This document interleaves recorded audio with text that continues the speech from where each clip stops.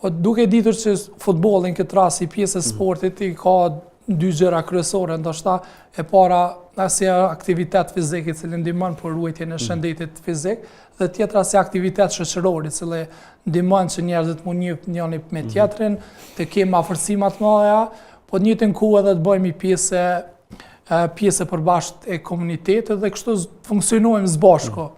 Për këtë arsye na jemi fokusuar ndoshta te kjo dyta më shumë te pjesa e njohjes njëri me tjetrin, më shumë te afrimi i njerëzve me njëri tjetrin, po në njëjtën kohë edhe pse mos të kalohet kohë e mirë edhe të ketë shpërblim që dikush ta ketë fatin që të shkojë edhe ta vizitoj Mekën dhe Medinën dhe të bëj umre. Do të zhvillohet aktiviteti në Prishtinë, është parapar do 100 ekipe apo nëse s'po ka bërë?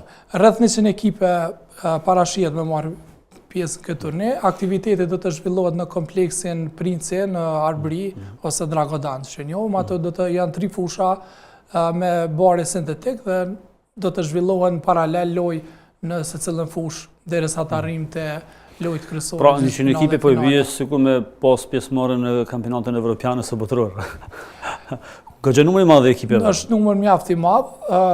Shpresojmë që në tarmen ndoshta do të kemi mundësi të organizojmë edhe turniret që do të kalojnë. Tani, ky turne është bën ditës apo ka 2-3 ditë? Do të zhvillohet në 3 ditë. Fillon me 28 nëntor dhe përfundon me 30 nëntor. Lojët kryesore do të luhen me 30 nëntor. Finale pra është me 30-ën. Me 30-ën, po. Dhe fituesi kryesor ka umre. Umre, s'është problem. Tani ekipi merr umrën apo na shpjegoni pak apo 1%?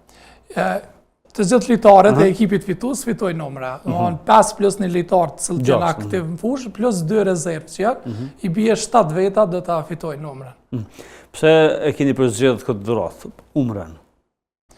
Po, mas edhe qëllimi i organizimit është që t'i afrojmë njëri me tjetrin, edhe të njihen më shumë, dhe kemi nduar që një prej shpërblimeve që është pasi që është kupa e xhamatit me interes të veçantë është umra dhe fal edhe prej aty në përkrahësve që ka vendosur me përkrahë edhe me financue këto them për në umre, kemi vendosur që është shpërblimi më i mirë, po na shpresojmë që ata të cilët marrin pjesë dhe nuk fitojnë, të pjesë e këtij shpërblimit me lejen e Zotit, do të jenë pjesë e këtij shpenzimi, secili që merr pjesë në organizim apo si lojtar në këtë turne, shpresojmë që ata do të fitojnë ka shpërblimi i umres të